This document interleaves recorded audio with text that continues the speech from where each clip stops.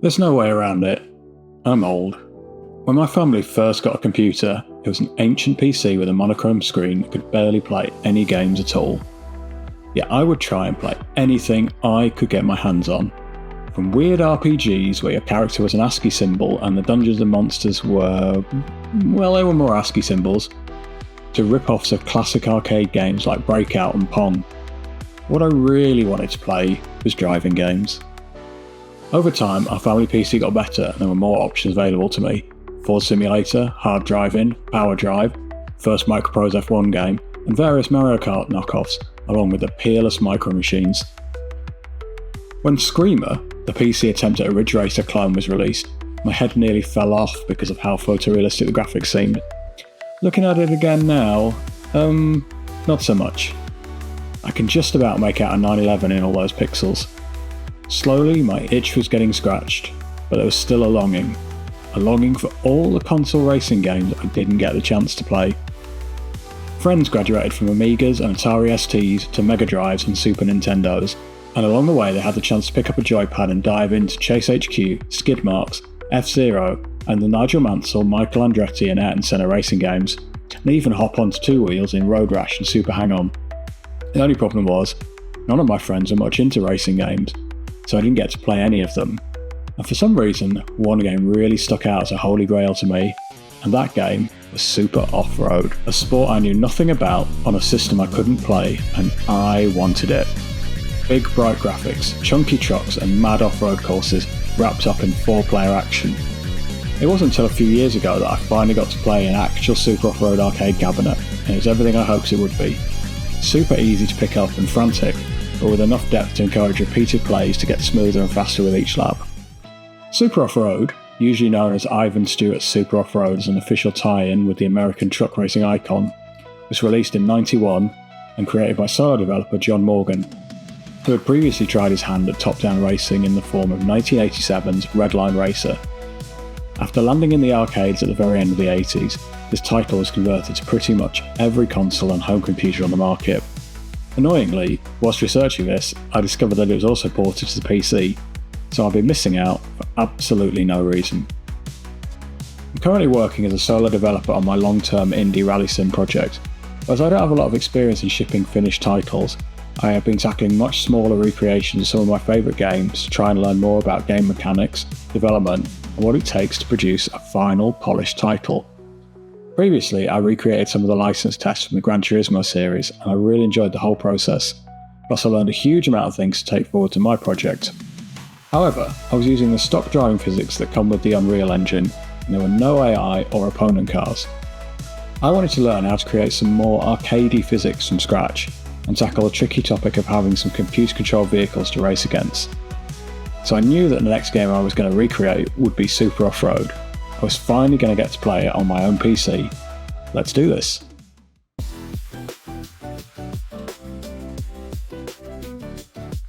Up to this point, everything I've been doing in Unreal has been using the Chaos Vehicle controller, which has been great for getting things running quickly.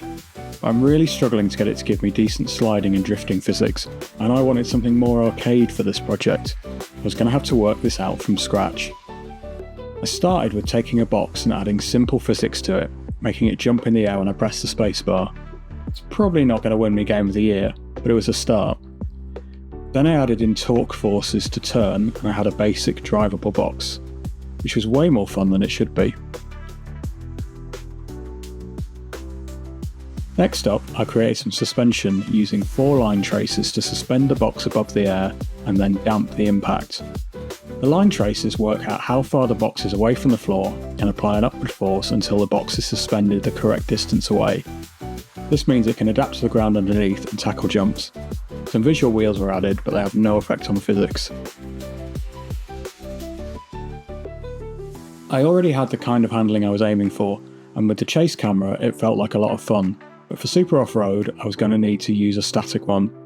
I did a couple of tests with a fixed camera and a tracking one, but the fixed felt more faithful to the original, and I was happy with how it worked. Some slightly weird things going on with the physics, especially on the jumps, but we're off to a good start, and the next step was going to be building a basic course to test it out properly. It's a great feeling when you know that the proof of concept is there and you've got the foundations of a game.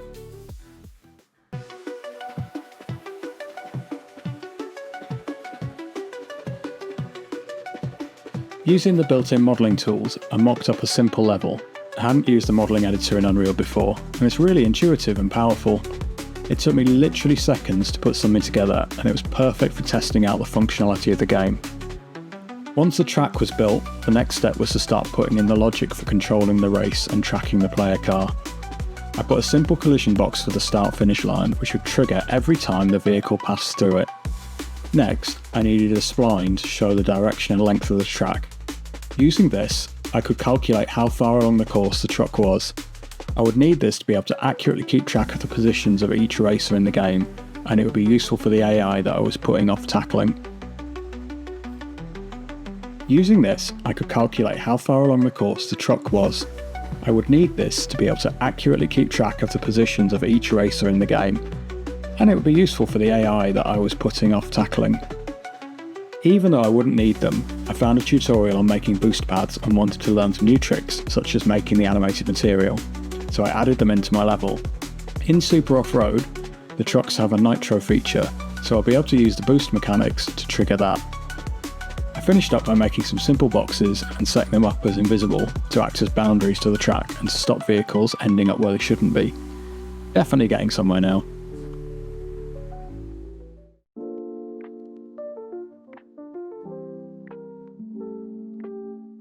Time to tackle the big stuff. First job was to put in a reset function so that if the player got stuck or went out of bounds, they could be dropped back at the start. This should have been really simple, but for some reason, I ended up with an oddly breakdancing truck for a while. The truck still floated more than I wanted, and they had a tendency to try and return to their home planet every now and again, so I added in a function to tell me if the truck was off the ground or not. The plan was to apply negative force if the truck was past a certain height and off the ground to simulate gravity better. It would come in handy later on too. I also put together a very simple UI to track times and best laps. Okay, here we go. Deep breath. Something I wanted for my rally game was a ghost car of your best time, and this seemed like a good testing ground. I created an array that updated every frame with the position of the box and the cylinders that represented the truck. I then put a delay on that for testing, and amazingly it worked first time. The ghost truck would perfectly recreate the movements of the player-controlled one. I'm sure this is a very inefficient way of doing things, and can be simplified in the future. But as we all know, any code that compiles is good code. Next up was AI. I started by applying constant throttle just to check that I could override my inputs.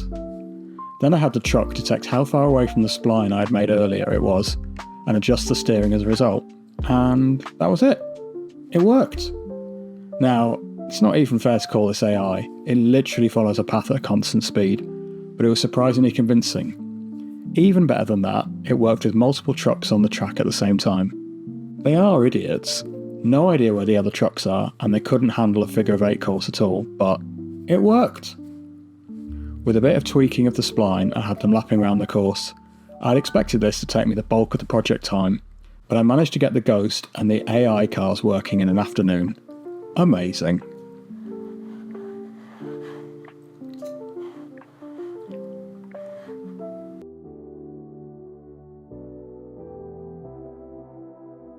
I started off by tweaking the AI. I'm doing air quotes here. I gave them slightly different acceleration rates and also the criteria for when they felt they were going too slowly to stop them driving around like a train. I also added a reset function if the trucks got stuck, which happened a lot, because like I said, they are idiots. Next it was time to give these idiots some name and a splash of paint so I could keep track of them. Using the system from before, I could output the percentage of the lap each truck had completed and use this to work out who was in which position. A bit of poking around with the UI and I had everything I needed in place for the game logic.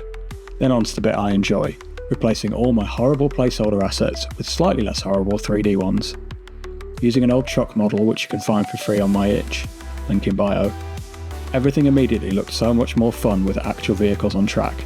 It felt chunky and solid now, even if they did some weird stuff every now and again. I made some super simple start lights with a slight random delay, and also made the AI trucks have different reaction times to stop them all piling into the first corner at the same time.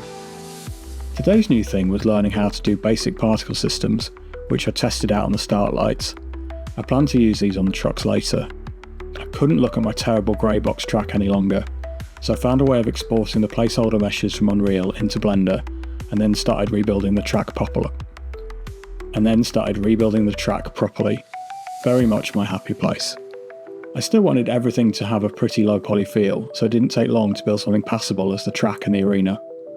I used the foliage feature to cover the track in tiny 3D stones for a bit of interest, and then strapped a particle system to the back of each truck to simulate rocks being kicked up by the wheels.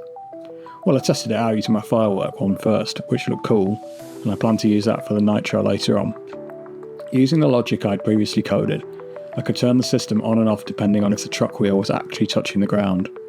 I put some simple collision gates to act as nitro points instead of boost pads, and finished up with some nice dust clouds. Looking good.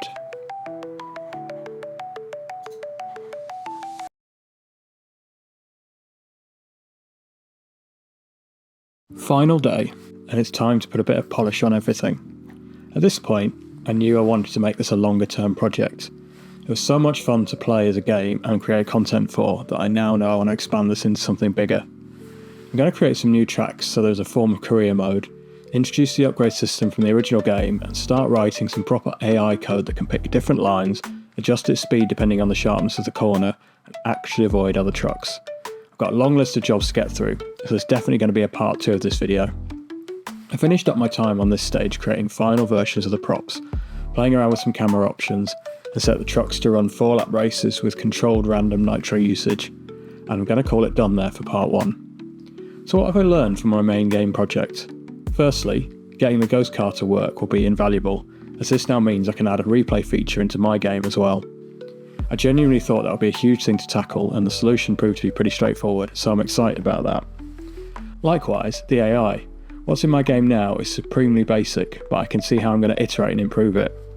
Obviously a rally game doesn't have multiple cars fighting over the same section of tarmac, but I would like my world to feel alive, and passing slower cars or being overtaken can happen on a stage. And with circuit rallying, cars are lapping but set off at 30-second intervals, so there's always another vehicle on track around you. These physics are super simple and arcadey, but I have a much better understanding of how to make a vehicle drift, and also, with my own physics, I know exactly what is going on. Unlike the Chaos system, which is living up to its name in a lot of respects. Finally, being able to greybox my designs in Unreal, and then pass them to Blender to polish them up is amazing. It's going to speed up my workflow no end, especially in terms of keeping the scaling correct. So I'll be back with part 2 of this video soon, and hopefully I can get some work done on my actual game project too. Hopefully you enjoyed this video, and like every single YouTuber on the planet, I will be grateful for a like, subscribe and a comment, as it's so hard to get any cut through as the little guy. Thanks for watching, and I'll see you soon.